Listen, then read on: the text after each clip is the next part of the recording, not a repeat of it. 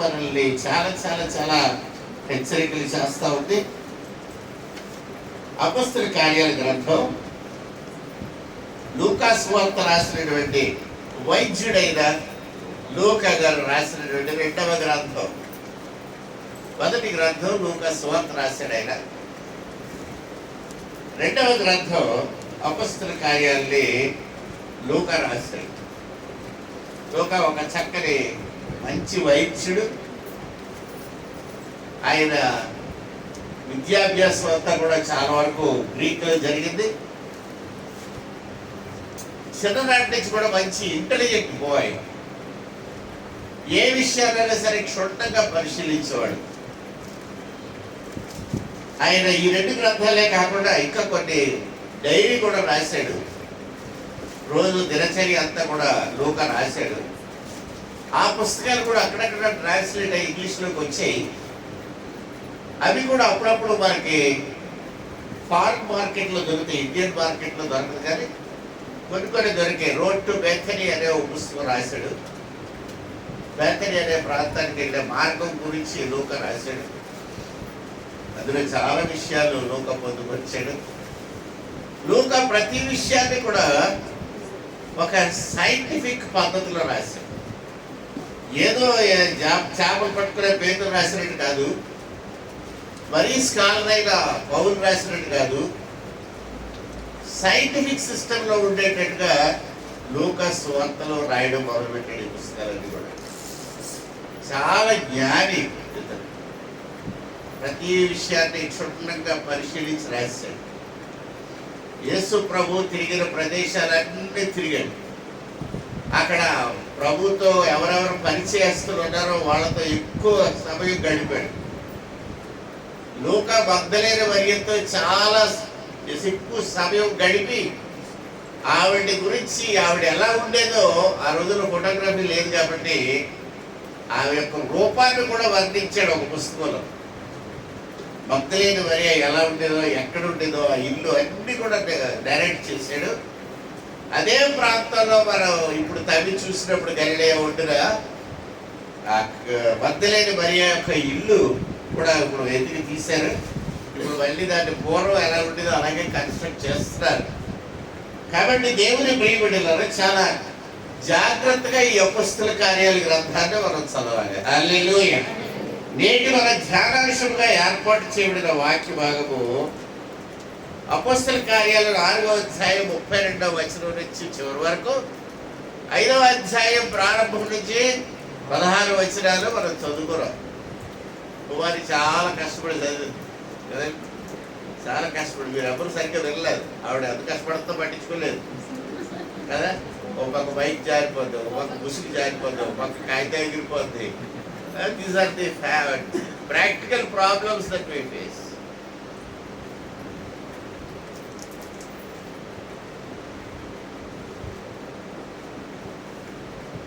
అన్ని పట్టుకోక్కర్లేదండి. ముసుగు పట్టుకోవాలా, బైబిల్ పట్టుకోవాలా, బైక్ కూడా చాలా కష్టం. 3 చేతులు ఉంటే కానీ అవును మరి. సో ముసుగు వదిలేండి, గొడవ అయిపోతుంది. బైబిల్ పట్టుపెట్టి బైక్ పట్టుకోండి, చక్కగా చదవండి. హల్లెలూయా. రైట్. తర్వాత ముసుగేసుకోండి. ప్రవచించినప్పుడు, ప్రార్థన చేసేటప్పుడు ముసుగేసుకోండి. వాక్యం చదివేటప్పుడు, పాట పాడేటప్పుడు అక్కర్లేదు. రైట్. ఒకవేళ ప్రార్థన చేసేటప్పుడు, పాట పాడేటప్పుడు, బైబిల్ చదివేటప్పుడు ముసుగేసుకోని ఏ పౌలు రాయలేదు. ప్రవచనం చెప్తే ముసుగేసుకోవాలి స్త్రీలు కదండి. బైబిల్ అలాగే ఉంది కదా. ప్రవచనం చెప్పిన ఇంకోటి ఏంటంటే ప్రార్థన చేసినా ముసుగేసుకోవాలి. మిగతాప్పుడు పూర్తిగా అలా ముసుగేసుకుని ఉండిపోక్కర్లేదు కదా. రైట్. విశ్వసించిన వారందరూ ఏక హృదయమును ఏకాత్మయు కలిగి ఉండిరి. ఈ ఒక్క వచనాన్ని ఇవాళ ధ్యానిస్తే మనకు 1 గంట అయిపోతుంది, 1 అయిపోతుంది. ఏం చేశారట? విశ్వసించిన వారందరూ, నమ్మిన వారందరూ. ఏంటి నమ్మారు? యేసయ్య రక్షకుడు అని, యేసయ్య రక్షకుడు అని నమ్మితే, రక్షించడానికి ఆ దేవాది దేవుడు నరావతారుడై ఈ లోకానికి వచ్చి రక్తం కార్చి మనకి క్షమించగల ఆధిక్యత ఆయన పొందాడన్న సంగతి మీరు నమ్మగలిగితే ఏమొస్తుందంటే ఏక హృదయమును ఏకాత్మయు కలిగి ఉంటారు. ఇప్పుడు ఒక్కటి అర్థమవుతుంది మనకి ఏంటంటే, మనకు ఒకరికంటే ఒకరికి పడదు కదండి, మనకు ఒకళ్ళంటే ఒకరికి పడదు. ప్రతి ఓల్డ్ని మీరు అసహించుకుంటారు, మనుషులు అన్న వాళ్ళు మీరు అసహించుకుంటారు. మీరు ఎప్పుడైతే ఇతరుల్ని అసహించుకుంటున్నారో అది ఒక్కటే మనకి చెప్తుంది ఏంటంటే నీకు రక్షణ లేదని main. If you do not love your neighbour, that is the indication that you are not in the salvation plan of God. దేవుని రక్షణ పథకంలో నువ్వు ఉంటే ఏ ఒక్కరిని ద్వేషించు. హల్లెలూయా. ఈ ద్వేషం అనేది సైతాన్ని పుట్టిస్తుంది. భారతదేశంలో ద్వేషానికి గల కారణాలు అనేకాలు ఉన్నాయి.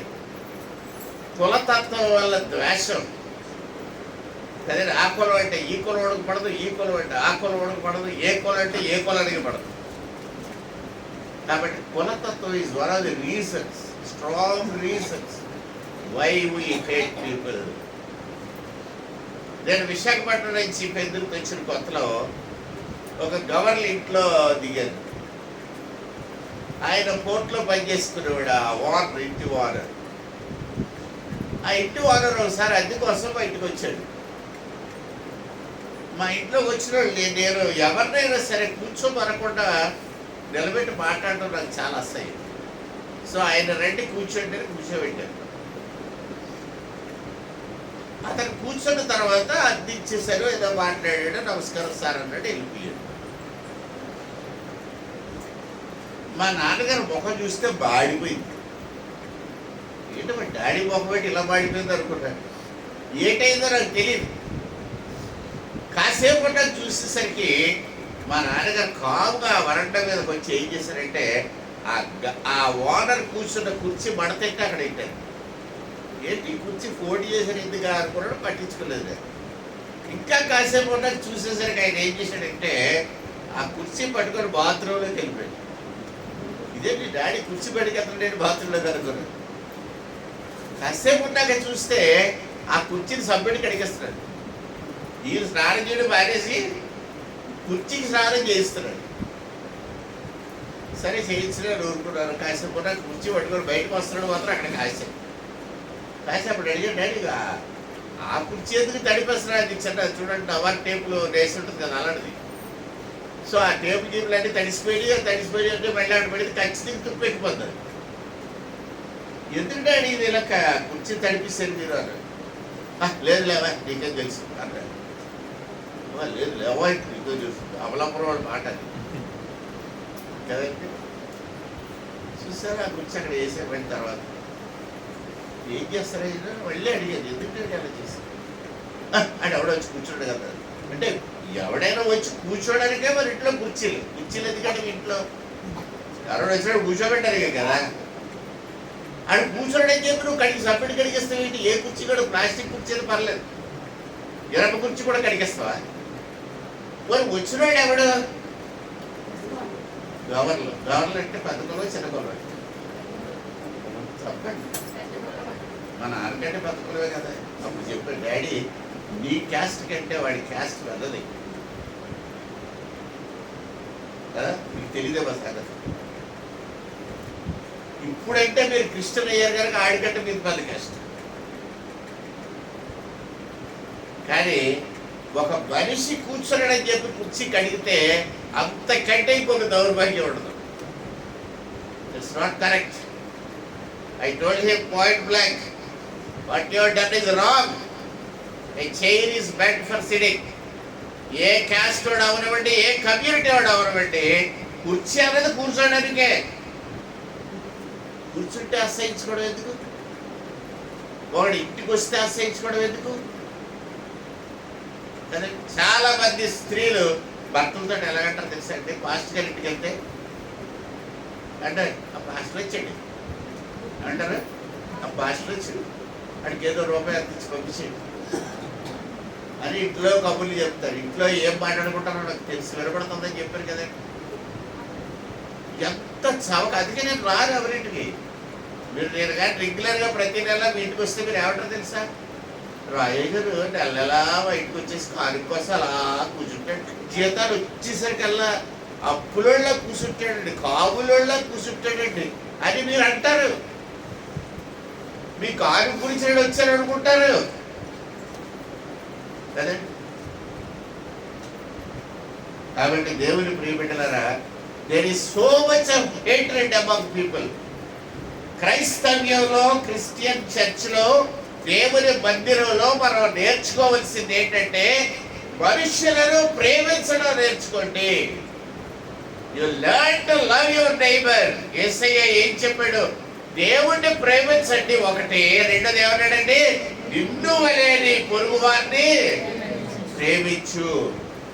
నీ పొరుగు వారిని ప్రేమించడం, అందరిని ప్రేమించాలి, కొట్టిసరి కొనిచ్చేయాలని నేను చెప్తలేదు.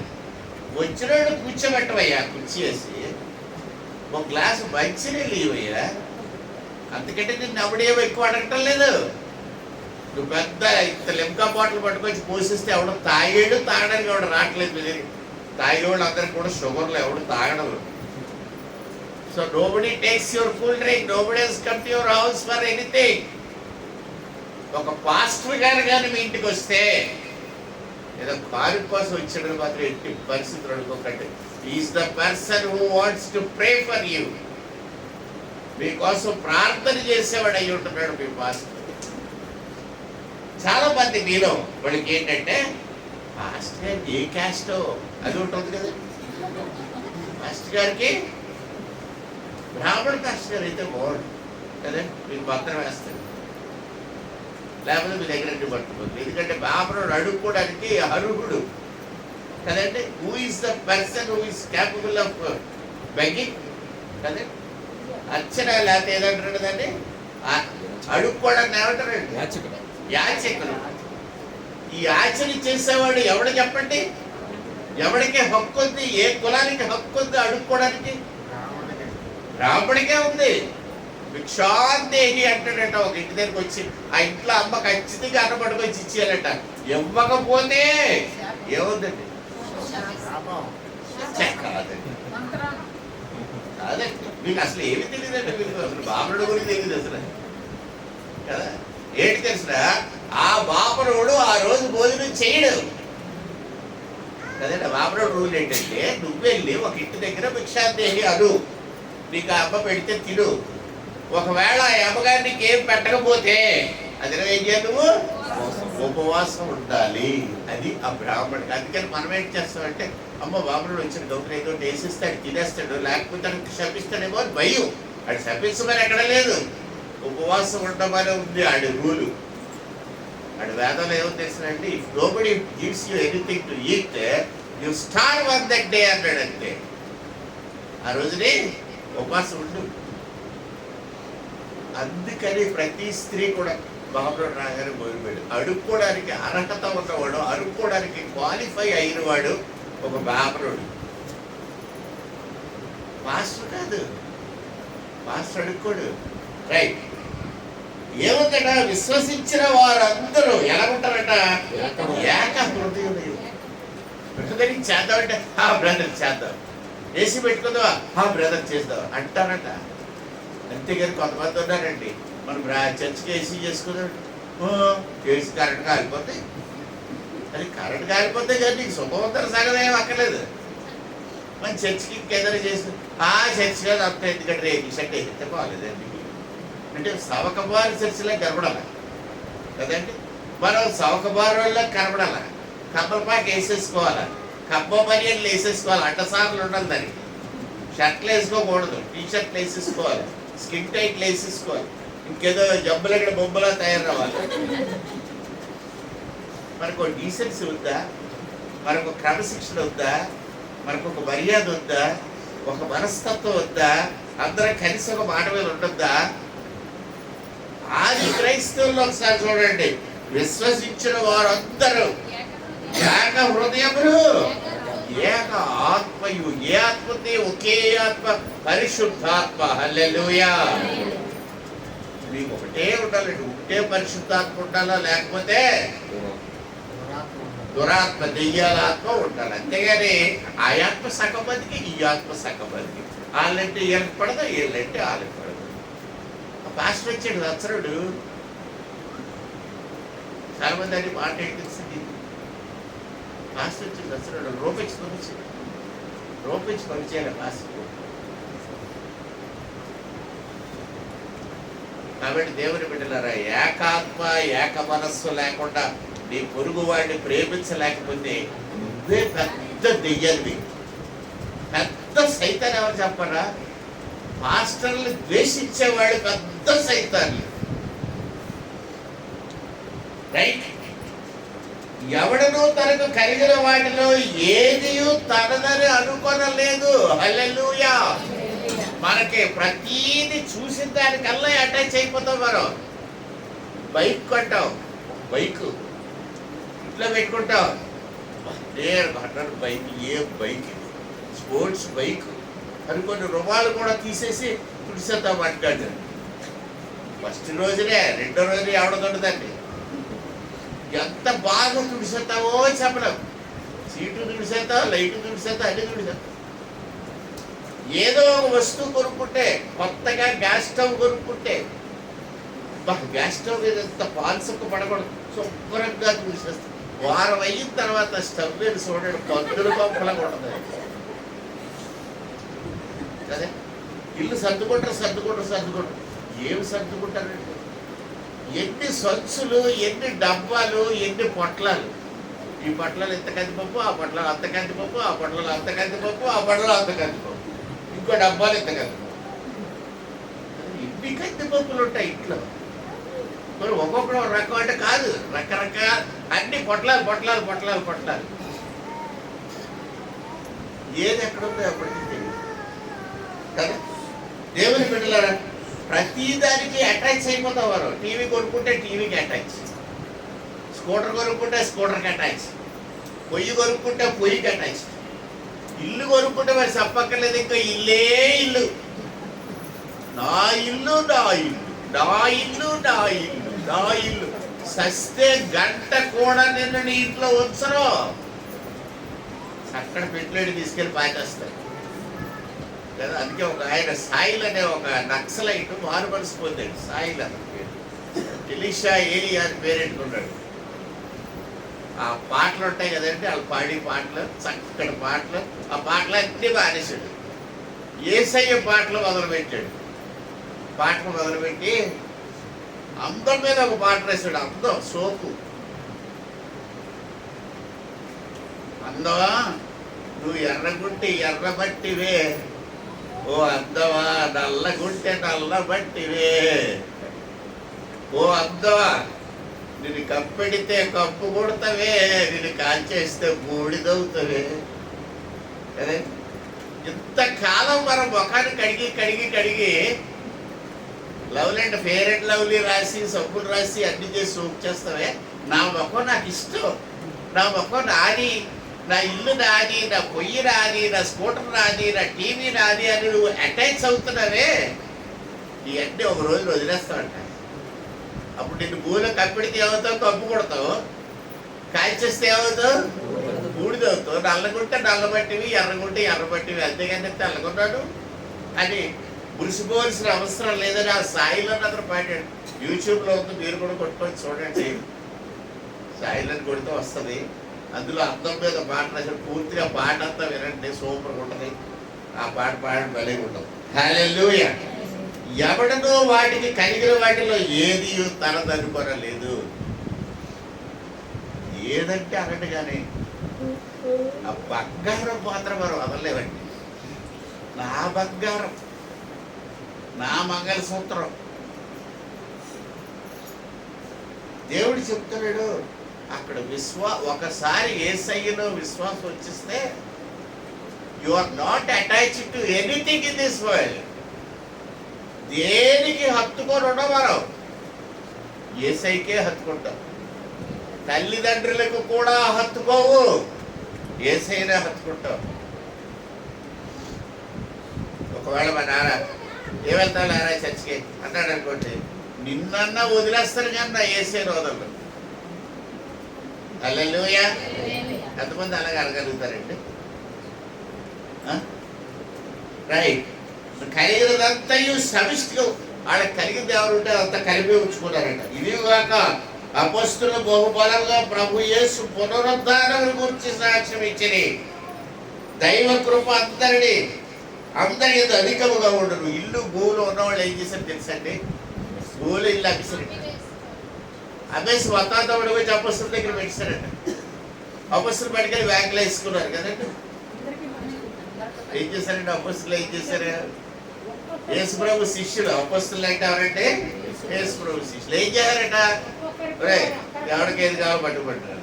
అంతే. మీ కాలం ఏది కావాలో తీసుకో. ఎవడో కూడా రూపాయి ఎక్కువ తీసుకోలేదండి. ఎంతకాలం అంతే తీసుకున్నారు. తీసుకునే వాళ్ళకి కూడా ఆ స్టిక్ వచ్చింది అనమాట, ఆ వాసన వచ్చింది. ఏమైనా ఏమిటది? ఇచ్చేసిన వాళ్ళు పట్టుకొచ్చి ఇచ్చేసారు అపోస్తలులు కదా. అపోస్తలులు పుట్టుకోలేదు దాన్ని. అపోస్తలుగా అక్కర్లేదు. ఎందుకంటే యేసయ్యని కలిగి ఉన్న వాళ్ళకి ఈ లోకం మీద ఉన్న దాని మీద దృష్టి ఉండదండి. ఫస్ట్ యేసయ్యని కలిగి ఉంటే ఆ తృప్తి ఆనందం వేరే. ఇంకొక విషయం కూడా చెప్తాను, మీరు యేసయ్యని కలిగి ఉంటే మీకు ఏ లోటు ఉండదండి. ఎందుకు ఉండదంటే ప్రభువు మీకు ఏ లోటు రానివ్వడు. నా నీతిని రాజ్యమును మొదట వెతుకుడి, అప్పుడు అవన్నీ ఏంటి? ఇల్లు భూములు ఆస్తులు అది అది అవన్నీ మీకు అనుగ్రహింపబడును. ఇవ్వబడును కాదు, అనుగ్రహించు. అనుగ్రహానికి ఇవ్వడానికి తేడా ఏంటండి? అనుగ్రహం అంటే God simply gives you without taking money from you. నీ దగ్గర నుంచి ఏమి ఆశించకుండా దేవుడికి సమస్తం ఫ్రీగా ఇస్తాడు. హల్లెలూయా. నీకు ఫ్రీగా ఇస్తాడు దేవుడు, అంతేగాని నువ్వేదో కొనుక్కోక్కర్లేదు. యెషయా గ్రంథంలో మాట దేవుడంటే, రండి నా దగ్గర కొనుక్కోండి, మీ కళ్ళకి కాట కట్టుకోండి అని. ఆ తర్వాత వాక్యం చదివితే ఎవరుందంటే, రోకలు లేకయే కొనుక్కోండి అన్నాడు. కొనుక్కోండి, ముందేమో కొనుక్కోండి, కాటికి కొనుక్కోండి, కళ్ళకి కట్టుకోండి అన్నాడు. తర్వాత ఎవరాడంటే, డబ్బులు లేకుండా డబ్బులు లేకుండా ఏమిచ్చి కొనుక్కుంటారు చెప్పండి? ఏమిచ్చి కొనుక్కుంటారు? దాని అర్థం ఏంటంటే, దేవుని వాక్యం మీరు నేను ఇస్తాను, తీసుకోండి, అది చదువుకోండి. వాక్యం చదువుకోవడానికి డబ్బులు అక్కర్లేదు. వాక్యం చదివితే వాక్యం ఏమనుందంటే, నా నీతిని రాజ్యంలో మొదట వెతుకుడి, అప్పుడు నీకు కావలసినవి కూడా నేనే ఇస్తాను. ఈఎస్ఐ హాస్పిటల్ మీకు పెట్టేస్తాను. You will go for free treatment అని దేవుడు ముందే పెట్టాడు. మీరు అడగకముందే ఈఎస్ఐ హాస్పిటల్స్ ఎప్పుడు ఉన్నాయండి? 1956లోనే ఎప్పుడు స్టార్ట్ చేశాడు ESI scheme. Employees state insurance అనేది ఈఎస్ఐ. ఆ ఈఎస్ఐ మెడికల్ హాస్పిటల్స్ ఎప్పుడు స్టార్ట్ చేశారు? 1956లో ఫస్ట్ పంచవర్ష ప్రణాళిక అగ్రికల్చర్ మీద స్ట్రెస్ ఇచ్చినప్పుడు జవహర్లాల్ నెహ్రూ రూరల్ హెల్త్ గురించి ప్రత్యేకమైన కేర్ తీసుకున్నప్పుడు ఆ స్కీమ్ వర్కౌట్ అయింది. తర్వాత ఎప్పుడు ఇంప్లిమెంట్ చేశారో నాకు సరి గుర్తులేదు. స్కీమ్ మాత్రం వర్కౌట్ అవడం 1956-57లో ప్లానింగ్ కమిషన్ వాళ్ళు చేశారు. ఆ తర్వాత ఇంప్లిమెంటేషన్లోకి వచ్చింది. తర్వాత free treatment for all people, all private people, private సెక్టర్లో ఉన్నవాళ్ళు అని కూడా, అలాగే పబ్లిక్ సెక్టర్లో ఉన్న కొన్ని పబ్లిక్ సెక్టర్ ఇండస్ట్రీస్ కూడా ఇచ్చారు ఆ ఫెసిలిటీ, ఇంక్లూడింగ్ బిహెచ్పివి, వీటన్నిటికి కూడా ఇచ్చారు. హల్లెలూయా. దైవ కృప అందరి ఎక్కువగా ఉండేది. ఎవరికి కావలసిన వాళ్ళు పంచిపెట్టారంట. ఇప్పుడు ఒక ప్రత్యేకమైన వ్యక్తిని ఇంట్రడ్యూస్ చేస్తున్నాడు. ఆయన పేరు, అసలు పేరు కూడా చెప్తున్నాడు. కుప్రాలో పుట్టిన లేవీయుడు యోసేపు అని ఒకడు ఉంటాడు. గుర్తుపెట్టుకోండి, కుప్రాలో సైప్రస్ అనే ఒక చిన్న దీవి ఉంది మధ్యధరా సముద్రంలో కదండి. మహాసముద్రాలు చాలా ఉన్నాయి. అందులో మధ్యధరా సముద్రం మహాసముద్రం కాకపోయినా పెద్ద సముద్రం, చాలా ప్రాముఖ్యమైన సముద్రం. ఎందుకంటే ఐరోపా ఖండంలో ఉన్న వ్యాపారం అంతా ఈ మధ్యధరా సముద్రంలోనే జరుగుతుంది. ఐగుప్తు దేశం కూడా మధ్యధరా సముద్రానికి ఒడ్డునే ఉంది. నైల్ నది మధ్యధరా సముద్రంలో కలుస్తుంది. కాబట్టి మధ్యధరా సముద్రానికి చాలా చాలా ప్రాముఖ్యత ఉంది. ప్రపంచంలో ది గ్రేటెస్ట్ ట్రేడ్ జరిగేదంతా కూడా సూయిజ్ కెనాల్ ద్వారా. ఆ సూయిజ్ కెనాల్ కూడా ఈజిప్ట్కి ఇస్రాయల్కి మధ్యలో నుంచి వెళ్ళి మధ్యధరా సముద్రంలో కలుస్తుంది. ఆ మధ్యధరా సముద్రంలోనే మన కిడ్నీ షేప్లో ఒక ఐలాండ్ ఉంటుంది, ఒక దీవి ఉంటుంది. ఆ దీవి పేరు సిప్రస్. ఆ కుప్రాలో ఒక లేవీయుడు పుట్టాడు. లేవీ కుమారుడు తెలుసు కదండి, ఆ మోషే గోత్రముడు. అతని పేరు యోసేపు. అతని పేరు బర్నబా అని పేరు పెట్టారంట. బర్నబా అన్న మాటకు అర్థం ఏంటంటే హెచ్చరిక పుత్రుడు. A person who gives you cautions. హెచ్చరిక పుత్రుడు అంటే జాగ్రత్తలు చెప్తాడు. హెచ్చరిక పుత్రుడు హెచ్చరికలు ముందే చెప్తాడు. అరే వర్షాలు వస్తాయి జాగ్రత్త, పలానప్పుడు వరదలు వస్తాయి జాగ్రత్త అని చెప్తాడు. అలాగా రాబోయే ఉపద్రాల గురించి తెలియపరిచేవాడు హెచ్చరిక పుత్రుడు. ఎవరయ్యా ఈ హెచ్చరిక పుత్రుడు అంటే బర్నబా. ఈ బర్నబా ఆయన చాలా ప్రాముఖ్యమైనటువంటి వాడు క్రిస్టియన్ చరిత్రలో, క్రైస్తవ చర్చ్ హిస్టరీలో. బర్నబా చాలా ప్రాముఖ్యమైనడు. ఎందుకంటే అపోస్తులుడైన పౌల్ని క్రైస్తవులు ఎవ్వరూ నమ్మలేదు, రానివ్వలేదు, దగ్గర రానివ్వలేదు. ఎందుకంటే ఈయన అందరినీ చంపేశాడు, క్రైస్తవులు చుట్టూ కొట్టాడు, సంఘంలో తీసుకెళ్ళాడు, ఇవన్నీ చేశాడు. కాబట్టి పౌల్ని దగ్గర రానివ్వలేదు ఎవరు. బర్నబాసే పౌల్ని నిలబెట్టి ఈయన మారాడు, యేసుక్రీస్తులో కడగబడ్డాడు, పరిశుద్ధాత్మ పొందాడు అని చెప్పినోడు Barnabas. So Barnabas is the person who made Paul to stand. అపోస్తులైన పౌలు మనకు బైబిల్లో 13 పుస్తకాలు రాశాడు. అంటే ఈ 13 పుస్తకాలు రాయడానికి అపోస్తులైన పౌలుకి అంత ప్రాధాన్యత ఇవ్వడానికి గల కారణం బర్నబా యొక్క కృషి ఎంతైనా ఉంది. ఈ బర్నబా చాలా హెచ్చరిక పుత్రుడు. గుర్తుపెట్టుకోండి, బర్నబా పౌలుకి చాలా సపోర్ట్ చేశాడు. పౌలు చేసిన 3 ప్రయాణాలు, పౌలు 3 ప్రయాణాలు చేశాడు. ఆ 3 ప్రయాణాల్లో ఆ 3 ప్రయాణాల గురించి పౌలు రాశాడు. ఎక్కడెక్కడ తిరిగాడు, ఎక్కడెక్కడ చర్చలు కట్టాడు, ఎక్కడెక్కడ సువార్త ప్రకటించాడు, ఎక్కడెక్కడ అగ్నులు వచ్చాడు, ఇవన్నీ కూడా రాశాడు. ఈ 3 ప్రయాణాల్లో మొదటి ప్రయాణంలో బర్నబా పౌలుతో కూడా తిరిగాడు. చాలా దేశాలు తిరిగి యేసు ప్రభు సువార్త ప్రకటించాడు. హల్లెలూయా. ఇప్పుడు ఇక నెక్స్ట్ దగ్గరికి మనం వచ్చి చూసరికి ఒక చిన్న ఇన్సిడెంట్ జరిగింది. అది మాత్రమే మనం చూసి మనం ముగించుకుంటాం. అదేంటంటే అననీయ సప్పేరా అని 2 ఉన్నారు భార్యాభర్తలు. అననీయాలు బైబిల్లో 2 ఉన్నారు, గుర్తుపెట్టుకోండి. ఒక అననీయ ఎక్కడ ఉన్నాడండి? దమస్కులో ఉన్నాడు. ఆ అననీయ అపోస్తుడైన పౌలు కళ్ళు పోయినప్పుడు వచ్చి ప్రార్థన చేసి, సహోదరుడా పౌలా చూపు పొందువు అంటే పౌలు చూపు పొందాడు. ఆ అననీయ సాలేడు, బట్టలు వేసుకునేవాడు. ఆయన దమస్కులో ఉన్నాడు. దమస్కు అంటే సిరియా దేశానికి ప్రధాన పట్టణం. Capital. Okay, capital. Yeah, capital. Damascus. Capital of Syria is called Damascus. So ఆ దమస్కులో ఉండే అననీయ వేరు. ఇక్కడ ఇంకొక అననీయ ఉన్నాడు. ఇతను యెరూషలేములో ఉన్నాడు. ఈ అననీయ, అతని భార్య పేరు సప్పీరా.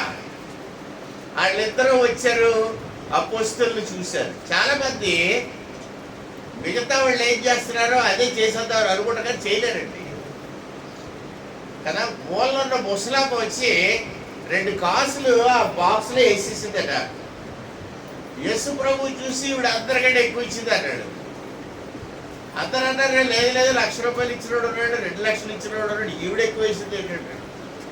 ప్రభు ఎవరాడంటే, అది కాదురా, నీ దగ్గర 2 లక్షలు వేసినోడి దగ్గర 2 కోట్లు ఉన్నాయి ఇంటి దగ్గర, అది లెక్కలోకి రాదు. How much you have and how much you have paid, అది లెక్క. నీ దగ్గర ఎంత ఉంది, ఎంత వేసావు. ఆ ముసలమ్మ దగ్గర ఎంత ఉంది? 2 కాసులే ఉన్నాయి. ఏం చేసింది? 2 కాసులు వేసింది. మరి నువ్వేం చేసావు? 2 లక్షలు వేసావు, బాగానే ఉంది, కానీ మీ ఇంటి దగ్గర 2 కోట్లు ఉన్నాయి. కాబట్టి ఓట్లు ఎక్కువ వేసినట్టు కాదు. అంటే Yesayya calculation is ratio. How much you have at home and how much you are giving. Yesayya లెక్కే వేరండి. యేసయ్య ఎలా లెక్కెడతారో మనకు తెలియదు. కాబట్టి దేవుని ప్రియబిడ్డలారా, ఇక్కడ ఉన్న కొంతమందిని అనుసరిద్దాం అనుకుంటారు కానీ చేత కాదు. Nobody can imitate anybody. Nobody can imitate anybody. ఏదో ఎన్టీ రామారావు అనుభవిస్తారని చెప్పి ఓహోహో అక్కడికనే ఎవడో కూడా మిమిక్రీ చేస్తూ అది అనుకరణే కానీ ఎన్టీ రామారావు అవడం ఇక్కడ ఏదో ఒక డైలాగ్ చెప్పగలడేమో కానీ ఎన్టీ రామారావు లాగా బతకలేడు. కాబట్టి దేవుని బిడ్డలను జ్ఞాపకం పెట్టుకోండి. అననీయ సప్పెరా అన్నవాళ్ళు అపోస్తలుల గారి దగ్గరకు వచ్చారు యెరూషలేములో. అక్కడ ఏం జరుగుతుంది? అందరూ కూడా పొలాలు గిల్లలు ఇల్లు అన్ని అమ్మేసి డబ్బంతా పట్టుకొచ్చి పేతురు కాళ్ళ దగ్గర పెట్టేస్తున్నారు. పేతురు గబగబా మూటలు కట్టేసి ఎవరు దాచుకుంటాడంటే దాచుకోవట్లేదు. ఏం చేస్తున్నాడు పేతురు? ఎవరికి కావాలో వాళ్ళు తీసుకోండి అంటున్నాడు. అందరూ పొలవారు పేదడిపోయి పట్టుకుపోతున్నారా? పట్టుకోవట్లేదు. ఎవరికి ఎంత కావాలో అంతే పట్టుకెళ్తారు కదా. వాళ్ళకి తగినంత వాళ్ళకి అవసరమైనంత పట్టుకు మిగతాది ఎక్కడ వదిలేస్తున్నారు. దొంగలొచ్చి పట్టుకుపోతున్నారా? పట్టుకెళ్ళట్లేదు. చూడండి ఎంత చక్కని ఎగ్జాంపుల్. క్రైస్తవ ఉదాహరణ ఎంత కరెక్ట్గా ఉంది చూడండి. మన బ్రతుకులు ఎలా ఉండాలండి? నీకు అవసరం ఎంత తీసుకో అంటాడు పేదలు. పేదల దగ్గర నుండి లెక్క అంటలేదా? 2,000 వచ్చాయి, నువ్వు 2,000 తీసుకుంటావు చూస్తలేదు. పేదలు అక్కడ పడేసాడు, లెక్క లేదు. మీకు ఏం కావాలో తీసుకుంటాడు. అందరూ తెచ్చి పడేస్తున్నారు. అననీయ సప్పరని చూశారు. మనకి పొలం ఉంది కదా అమ్మేద్దాం అనుకున్నాడు. అమ్మేశారు. మంచి రేట్ వచ్చింది. అమ్మే వరకు బాగా ఉందండి. అమ్మిన తర్వాత ఏమైందండి? మీరు కూడా అంతే, మనం కూడా అంతే. పొలాలు అమ్మేసే వరకు ఎవడ పట్టాడంటే పొలం 15,000 కూడా రాదంటే అనుకుంటున్నాం మనం. తీరా మన పొలం అమ్మేసరికి ఎంత వచ్చింది? 2 లక్షలు వచ్చింది. అప్పుడు ఏమవుతుందండి? అమ్మో 2 లక్షలు వచ్చింది. 2 లక్షలు పట్టుకెళ్ళి పేదరికి ఇచ్చాడువే. 15,000 అయితే ఇచ్చొద్దు, కానీ 2 లక్షలు వచ్చేసరికి ఏమో దేవుడు దశమ భాగం పట్టమన్నాడు. జీతం 5,000 వచ్చినప్పుడు 500 ఇచ్చేసావు. ఇప్పుడు 5 లక్షలు వచ్చింది ఎరియర్స్. అంతే వాళ్ళండి అంతా 50,000 కదా. అమ్మో రాయగలంటే పన్నెండుకి వెళ్ళిపోతాడేమో, సైన్ పార్లమెంట్కి వెళ్ళిపోతాడేమో కదా. రూపాయి వచ్చినప్పుడు ఇచ్చేస్తారు దశమ భాగం. అదే ₹1,00,000 వచ్చింది అనుకోండి, 10 లక్షలు వచ్చాయి మీకు అనుకోకుండా. అప్పుడు ₹1,00,000 పట్టుకొచ్చి దేవుడికి కార్యక్రమం చేసినాడు. ఎంతమంది ఉన్నారండి? అననీయ సప్పెరాలు అలాంటి వాళ్ళే. సరిగ్గా పొలం అమ్మారు, బోల్ డబ్బు వచ్చేస్తుంది. ఇప్పుడు మనసు మారిపోయింది. ఏమనుకుంటున్నారంటే ఎంత డబ్బు పెట్టుకెళ్ళి ఆ చేపలోడి దగ్గర పెట్టాడు కదా. చేపలోడు ఎవరు? పేతురు. కరెక్ట్గా పోల్చాడు అది. ఎందుకంటే ఇప్పుడు ఇచ్చేయవలసి వచ్చేసరికి ఆయన సురకనగా చూస్తాం మనం కదండి. ఎవరికన్నా మరి మీరు ఇవ్వాలనుకోండి, అప్పుడే సచ్చినోడు వచ్చేసాడు కాబులుడు.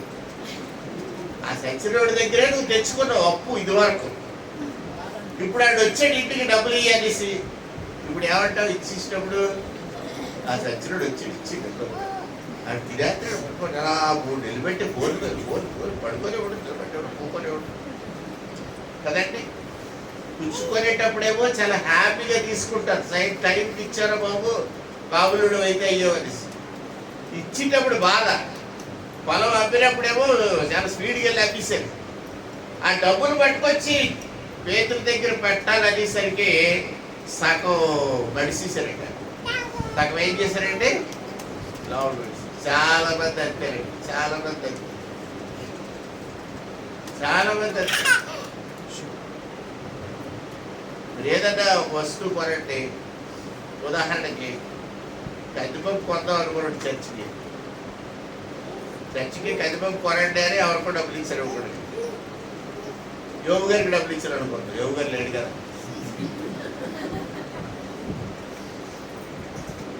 యోగు గారు 1000 రూపాయలు ఉంటుందండి కందిపప్పు కొనండి 10 కేజీలు అన్నారు. ఆ కందిపప్పు ఆయన వెళ్ళి ఎవడో తెలిసిన దగ్గర బేరవాడి తెచ్చేసాడు. 500కే తెచ్చాడు 1000 కేజీలు అనుకుందాం. 100 కేజీలు. ఇప్పుడు ఏం చేస్తాడో తెలుసంటే యోగు అంత సవకి ఎందుకు తెచ్చారా, ఆ 10 కేజీలు 5 కేజీలు పక్కన పెట్టేసి ఈ 5 కేజీలు ఇస్తే చాలే, జయపల్లి కూడా 10 కేజీలు ఇచ్చాడని చెప్పిస్తే పోలేదు. ఆ యాటిట్యూడ్ ఎవరికైనా ఉంటే అది తప్పు. అలాంటి బుద్ధులు పెట్టుకోదు. దానివల్ల మీకు వచ్చేది 5 కేజీలు కందిపప్పు, కానీ పోయేది పర్లోక రాజ్యం నిత్య జీవం. పోయేది ఎంత ఉంది, వచ్చేది ఎంత ఉంది, రెండు చూసుకోండి. ఈ అబద్ధం ఆడటం వల్ల నీకు వచ్చే లాభం ఏంటి, నీకు పోయేది ఏమిటి? ఆ సత్సరుడు పాస్టర్ అన్నప్పుడు నీకు వచ్చిందేంటి, పోయిందేంటి? నీకు పోయింది ఒక మాట, కానీ పర్లోక రాజ్యం పోయింది. దేవుడు అక్కడి నుంచి చూస్తాడు, నా కుమారుడు నేను వాళ్ళ ఇంటికి పంపించాను ప్రార్థన చేయమని. ఆ ఆవిడ చూడాలి, ఆవిడ ఎలా మాట్లాడుతుందో నోరేసి. నీకు పర్లోక రాజ్యం లేదు ఇలాంటి కాదు అంటాడు ఆయన. నిత్య నరకంలో కాలిపోతావు. ఇంకొకసారి ఎవ్వరిని, సంఘ కాపరినే కానివ్వండి, సేవకుడినే కానివ్వండి, ఇంకెవరిని ఒక తప్పుడు మాట మాట్లాడకుండా ఉండడానికి సత్య స్వార్థ సహవాసంలో ఉన్న మీరందరూ కూడా గుర్తు పెట్టుకోవాలని చెప్పి మీకు హెచ్చరిక చేస్తున్నారు. హెచ్చరిక పుత్రుడైన బర్నబా ఎలాగైతే చెప్తున్నాడో అతని పేరు తలుచుకుంటేనే హెచ్చరికలు వచ్చేస్తాయి. రైట్. అననీయ సప్పరలు భూమి అమ్మే వరకు వాళ్ళ యాటిట్యూడ్ వేరు. భూమి అమ్మగానే ఆశ మారిపోయింది. మీరు కూడా అంతే. చాలా మంది ఇల్లు కట్టే వరకు ఏదో చిన్న పప్పు కట్టుకుంటా ఉంటాడు. ఇల్లు కట్టి దానికి రంగులు వేసేసరికి అమ్మో మా ఇల్లు, అమ్మో మా ఇల్లు అని వచ్చేస్తుంది. ఎక్కడికన్నా రెంట్ అలాగే వెళ్దామంటే వద్దండి ఇల్లు విడిచిపెట్టి వెళ్ళదండి. ఇల్లు అదలముందే ఇట్లేదండి. ఇంట్లోనే కోడిపెట్ట అడుగుతా చూడండి, గుడ్ల మీద అలాగ అడుగుతానే ఉంటారండి. ఇంట్లో ఎక్కడికి రానండి. ఎప్పుడైతే నువ్వు ఇంటిని ప్రేమిస్తావో దేవుడు నిన్ను ఇంట్లో చల్లగొడతాడు. ఏది కూడా రండి. నా జీవితంలో నేను చూసిన అనేక ఎక్స్పీరియన్సెస్లో ఏది వద్దనుకుంటానో అదే పెట్టేవాడు దేవుడు. నాకు అకౌంట్స్ అంటే చాలా అసహ్యం. దేవుడు నన్ను పిలిచి ఎక్కడగా తీసుకెళ్ళి ఆ అకౌంట్స్లోనే పడిసి చచ్చివాడు లెక్కలు రాక ఆ అకౌంట్స్ సరిగ్గా చేయలేక. లెక్కలు వచ్చు, అకౌంట్స్ రావు. పద్దులు రాయడం ఇది మాత్రం వచ్చి నాకు ఇష్టం ఉండేది కాదు. ఆఖరికి అది వచ్చిన తర్వాత దేవుడు అనేవాడు, ఇప్పుడు వచ్చిందా, ఇప్పుడు వెళ్ళి నువ్వు నీకు నచ్చిన దగ్గరికి వెళ్ళాను. కాబట్టి దేవుని ప్రియమిళ్ళారా, ఈ అననీయ సప్పెరలు సగం డబ్బు దాచుకున్నారు, సగం పట్టుకొచ్చి పేతురు దగ్గర పెట్టారు. ఎవరు పెట్టారు? అననీయ పెట్టాడు, సప్పెర కాదు. అననీయ ఏం చేశాడంటే సగం డబ్బు దాచుకొని సగం డబ్బు తీసుకొచ్చి పేతురు దగ్గర పెట్టాడు. ఈ సంగతి అతని భార్య అయిన సప్పెరకు కూడా తెలుసు కదండి. ఏదైనా ఒక విషయం, ఒక తప్పుడు పని మీ భర్త చేస్తుంటే మీరు చూస్తూ ఊరుకోకండి, మీరు హెచ్చరిక చేయండి. మీరు వెళ్ళి దెబ్బలాడేసి మీ ఆయన గిఫ్ట్ పీకేవట్లేదు. నేను ఏం చెప్తున్నానంటే, మీ ఆయనకి చెప్పండి నువ్వు చేసేది తప్పు, డోంట్ డూ దాట్ అని చెప్పండి. వింటే వినడు, వినకపోతే వదిలేండి, నీకేం పర్లేదు. అననీయ సప్పెరల్లో వీళ్ళిద్దరికి కూడా కంబైండ్ అయిపోయారు. అక్కడ సగం డబ్బు దాచి పర్లేదు మీరు పెట్టాడు. ఆ సగం పట్టుకెళ్ళి పేదల దగ్గర పెట్టాడు. పేదలు ఏమని అడిగాడో చూడండి. అది ఇంతకే అమ్మేరా అని అడిగాడు. ఇంతకే మీ భూ నీదే, నా భూ కాదు, నీ భూవే, నువ్వు అమ్ముకుంటావు, నువ్వు డబ్బులు తీసుకుంటావు, నీ దగ్గర పెట్టుకో, నా దగ్గర తేడం. తెచ్చావు, తెచ్చినాడు ఏం చెప్తున్నావు? ఇంతకే అమ్మానని చెప్తున్నా, అది అబద్ధం, అది అబద్ధం కదండి. ఒరే పేదరు అననీయ ₹1,00,000 తెచ్చి ఇచ్చాడు అనుకోండి పేదల దగ్గర, తీసుకోవచ్చు కదా హాయిగాను. తీసుకోకుండా పేదరు ఎందుకు అడిగాడు? ఏమడుగుతున్నాడంటే పేదరు, దేవుని ఆత్మ దగ్గర ఎందుకు అబద్ధం ఆడుతున్నావు? Why do you tell lies before God? పరిశుద్ధాత్మ దగ్గర నువ్వు అబద్ధాలు ఆడుతున్నావు. ఓహో, పరిశుద్ధాత్మ దగ్గర అబద్ధాలు ఆడితే ఏమవుతుంది? అననీయ దబ్బులు పడి కొబ్బరికాయలో పడి చచ్చిపోయాడు. చచ్చిపోగానే ఎవరు వస్తారంటే ముసలోళ్ళందరూ వస్తారా? ముసలోళ్ళందరూ పారిపోతారు. అప్పుడు చచ్చిపోయి సైడ్ సైడ్ సైడ్ సైడ్. అప్పుడు ఎవరు వస్తారు?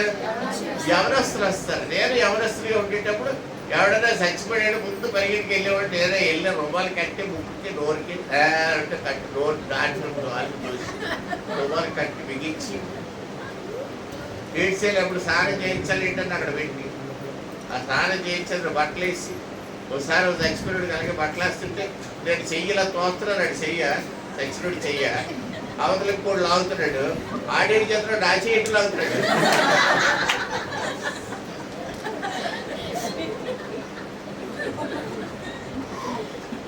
ఓల్డ్ మంది చచ్చినట్టుకు స్నానం చేయించాడు. మేము క్రైస్తవులకి ఓల్డ్ మంది చచ్చినట్టుకు స్నానం చేయించాడు. అది రాసేయరా అంటే అప్పుడు వదిలిసిందాం.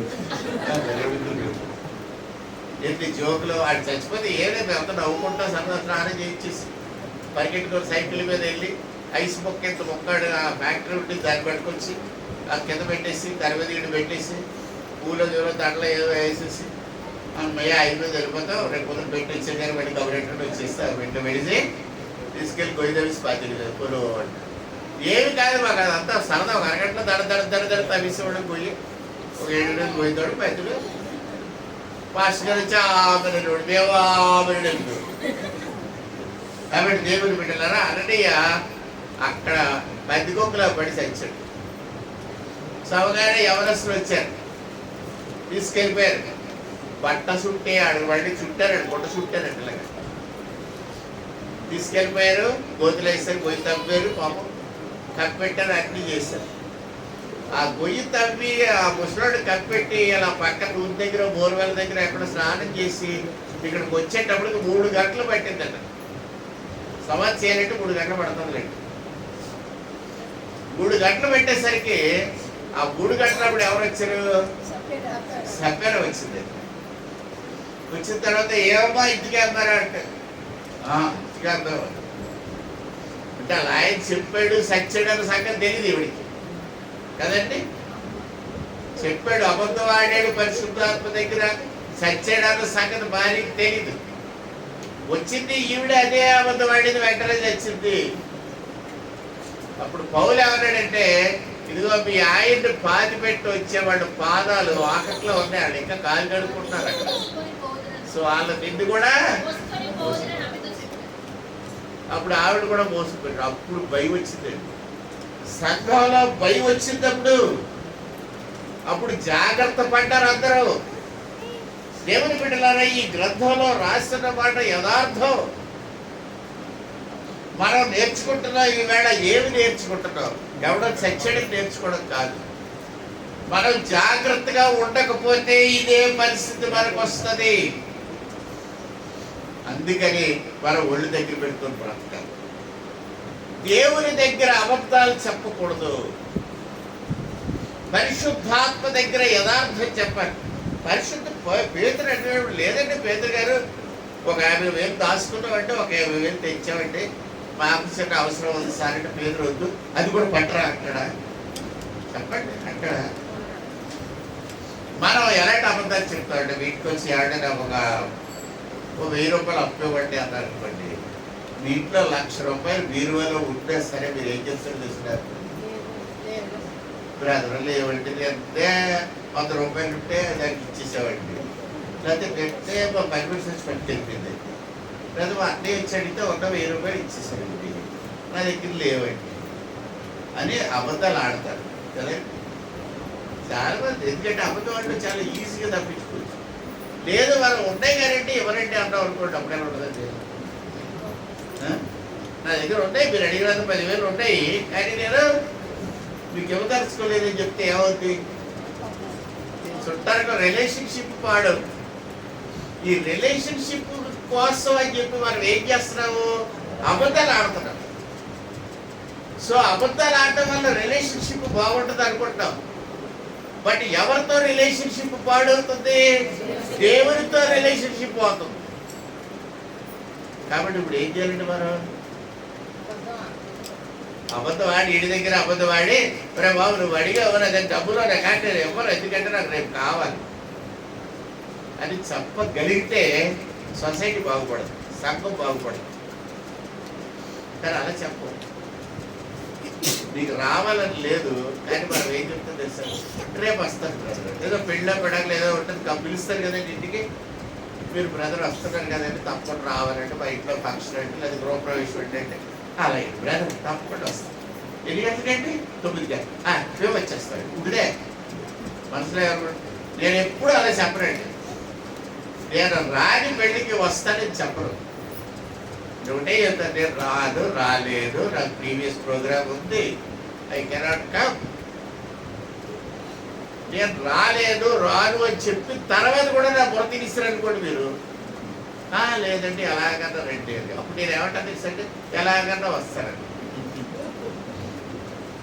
అంటే రాను అని అర్థం. ఎలాగైనా వస్తానంటే రాను. మొదట చెప్పిందే కన్ఫర్మ్. అది అవకాశం ఉంటేనే నేను మీకు కన్ఫర్మ్ చేస్తాను వస్తానని. లేకపోతే మిగతా మీరు కానీ తర్వాత నన్ను ఊరిక బలవంతం చేస్తే నేను చెప్పేదంటే కరెక్ట్ కాదు. ఎందుకంటే I will fix my mind, that's all. దేవుడు నాకు అలాగే నేర్పించాడు చిన్నప్పటి నుంచి. You fix up your makeup your mind. Bible గ్రంథంలో కొంతమంది నాన్ వెజిటేరియన్ తినొచ్చా తినకూడదు, మాంసం తినాలా వద్దా, అది తినాలా వద్దా, విగ్రహానికి ఇచ్చింది తినాలా వద్దా, కొట్టిన కొబ్బరికాయ తినాలా వద్దా అని చచ్చిపోయి తప్పని ఆడిపోతున్నారు అందరూ. బైబిల్లో ఏం రాస్తుంది తెలుసండి? కదండి, ప్రార్థన చేసుకోవట్లేదు. నీకు తినాలని ఉంటే తినవు, లేకపోతే మానే. కానీ నీ తిండి వల్ల నీ సహోదరుడికి దెబ్బ తగలకూడదు, అది చూసుకో. నువ్వు తినేయడం వల్ల నీ సహోదరుడికి ఏ విధమైన హాని జరగకూడదు. నీ సహోదరుడు ఎవరికపోతే నువ్వు తినేయాలి. ఆలయంలో ప్రసాదం పెడతాను మనకి, లడ్డు కదండి, ఇంత పెడతాను లడ్డు.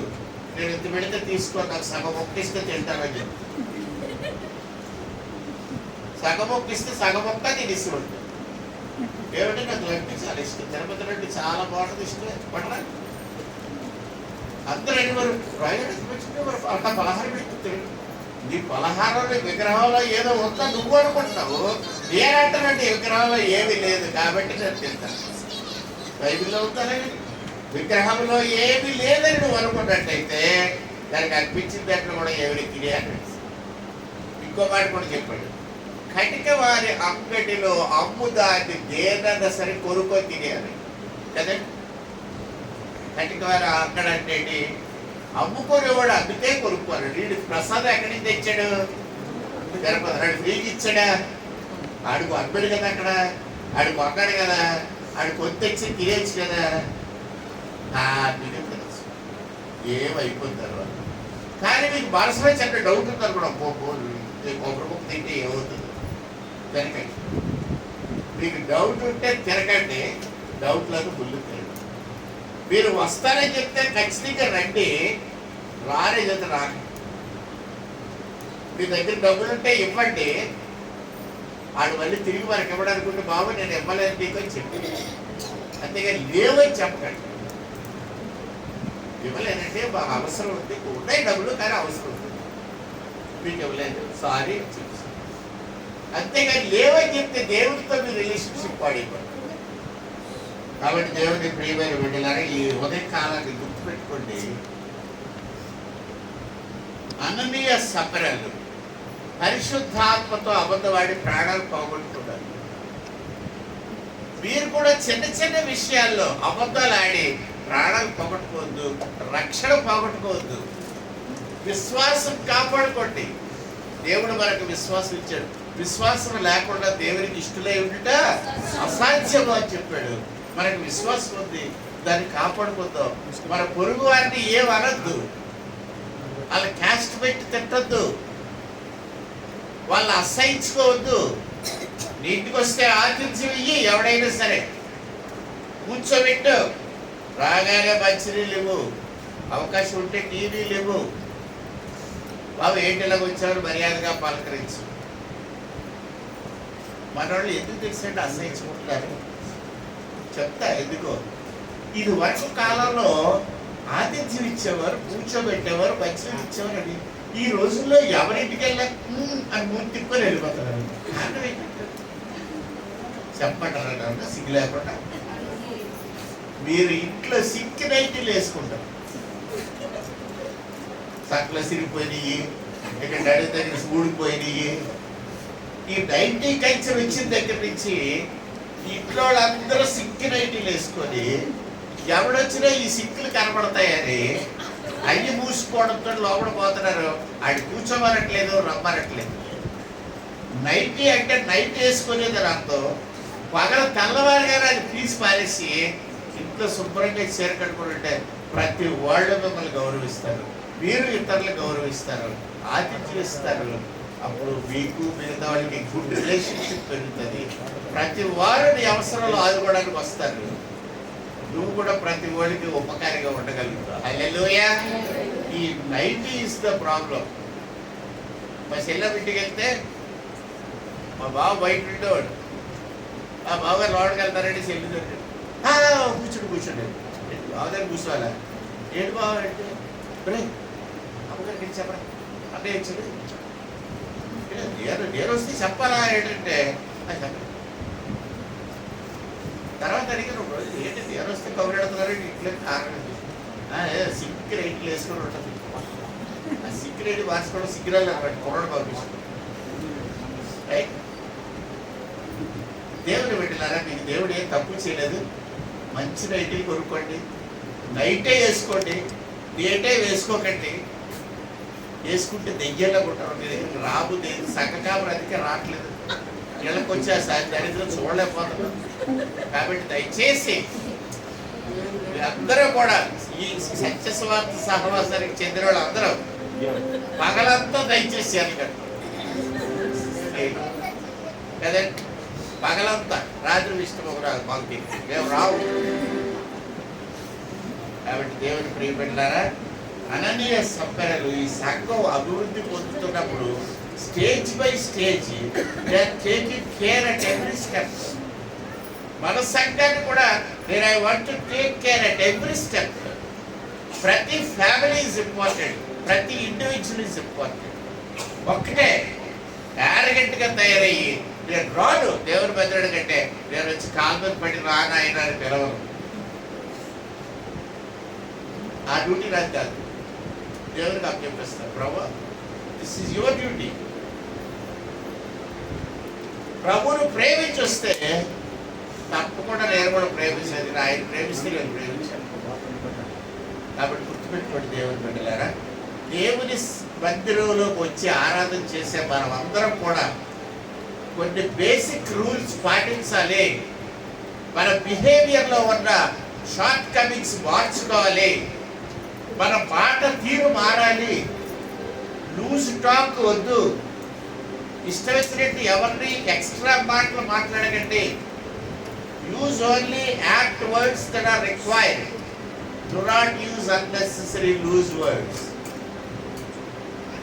నేను స్పెసిఫిక్గా భాషా విభాగంలో చదువుకున్నాను, నాకు తెలుసు ఆ సంగతి.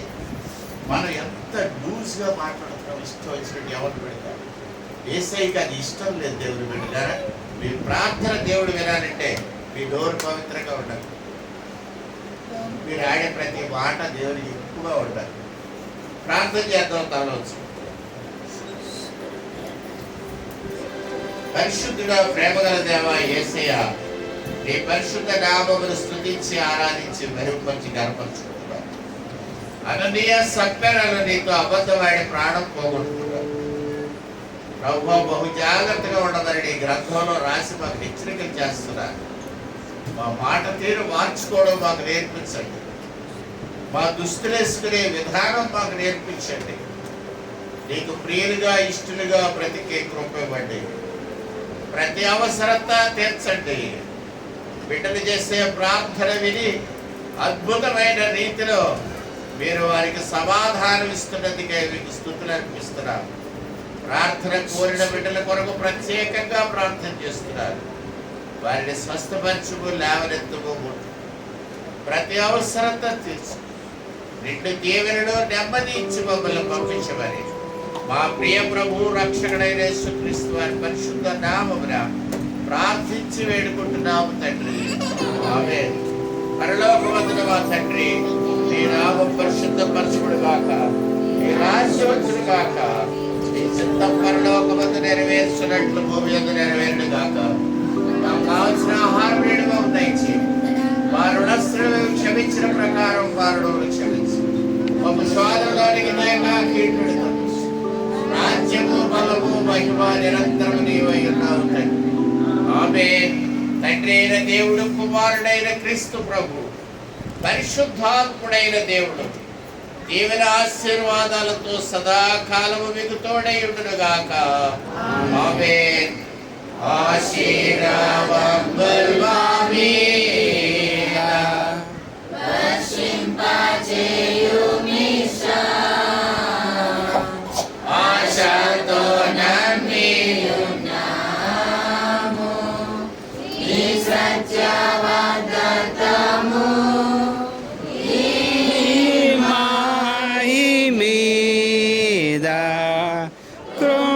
కృమ్మరించుము దేవా, క్రమణ ప్రేమ వర్షము, కృమ్మరించుము దేవా.